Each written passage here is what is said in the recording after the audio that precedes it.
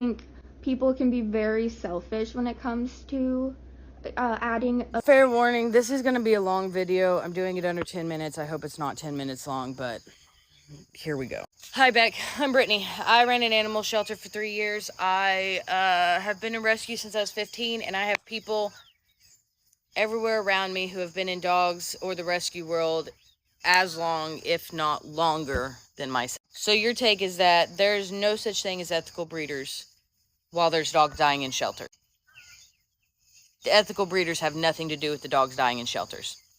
If you have a couple that wants an ethically bred dog, there is no dog in the shelter that you can sell them on. Because yes, they have breed specific rescues, and yes, you can find purebred dogs all day in shelter. But that doesn't mean that that purebred is healthy. That doesn't mean that purebred is well bred.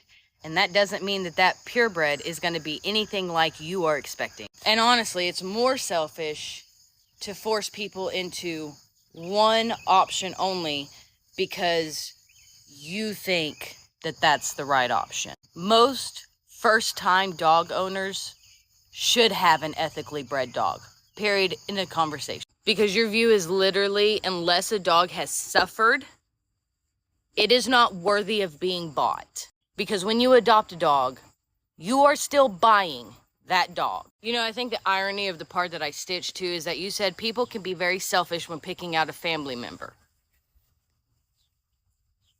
How is it selfish to pick out the absolute best option for you and your family to hold on to that dog for its whole entire life? In fact, wouldn't you want them to be selfish to go, I don't want that dog. That dog doesn't fit us.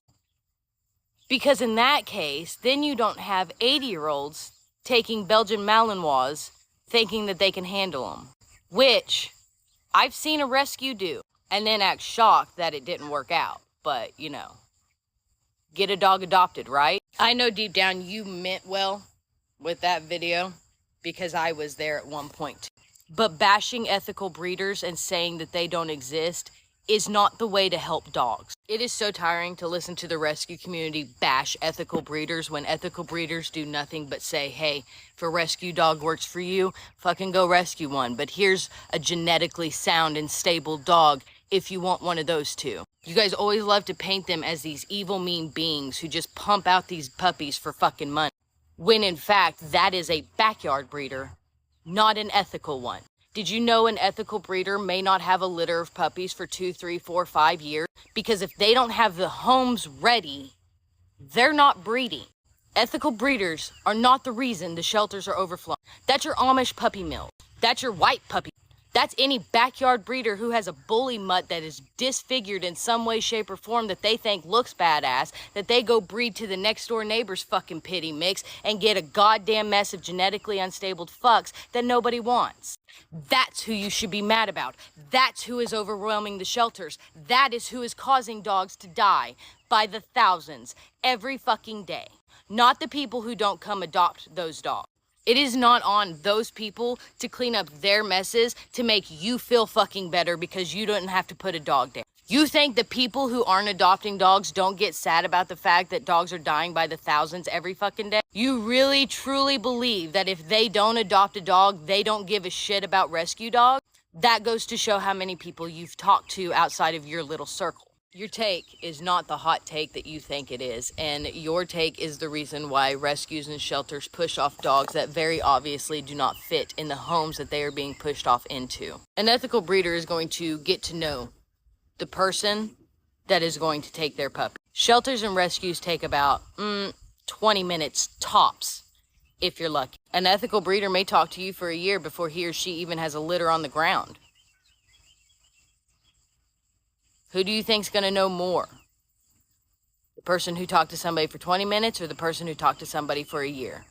Ethical breeders are afforded that option because they know what they are producing is high quality and they don't have to mass produce it because the people that want it are the people who understand it. And the vast majority of people don't fucking understand ethical breeding at all. Just because somebody's your mom's aunt or your grandma or your own fucking parents doesn't mean that they're ethical. The criteria for ethical goes so fucking far beyond the shallowness of what everybody wants to chalk it up to. They have so many tests that they know everything about that dog. What dog in your shelter can you tell me everything about? I'll wait. Do you know genetically if they carry the trait for cancer?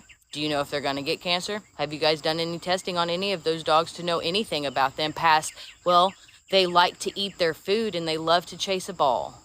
In fact, I pissed off many a city official because I would make people come back 2, 3, 4 times to meet this dog in different settings, whether we were walking it, whether we were in the back, whether we were in the front, doesn't fucking matter. I did everything I possibly could. And I still had people return dogs. Because you never truly know the extent of what you are working with a rescue dog. Did you know it was in my clause, my adoption clause, working as a city-run animal shelter, that I was not allowed to take back animals I adopted out? Once they left property, they were no longer my problem. I mean, they were in my eyes, and that's why I pissed off city officials, but I was legally allowed to never take those dogs back once they left my building. Did you know ethical breeders have it in their contracts that if you simply do not want the dog anymore because you woke up one day and sneezed to the left side instead of the right and said, nah, I'm fucking done, they would take that dog back, whether it was 6 months old or 12 years old. Their home would immediately have a spot opened up. They would figure out a way to get that dog to their fucking house, and that dog would never, ever, ever have to step foot inside a shelter. That dog's only trauma is going back home. And if, for some godforsaken reason, their dog did end up in a shelter in any way, shape, or form, and they found out about it, you bet your ass they will do everything in their power to get that dog back to their house and out of that fucking shelter, including taking the rescue/shelter to fucking court. Because they have it in their contract that dog is to go to them and not a shelter, because they don't want to add to the shelter population. So, I've rambled on long enough. I hope you listen to this. Do I think you will? Probably fucking not, considering you've already turned off everything on that video. And if you've made it this fucking far into my video and you're not her, I am so fucking proud of you. Thank you for listening to me ramble. I was asked to address this video a couple different times, and I have been trying since yesterday to figure out a way to say all that in a way that made sense and wasn't long-winded. So I'm posting this one. So thanks for listening to my TED Talk.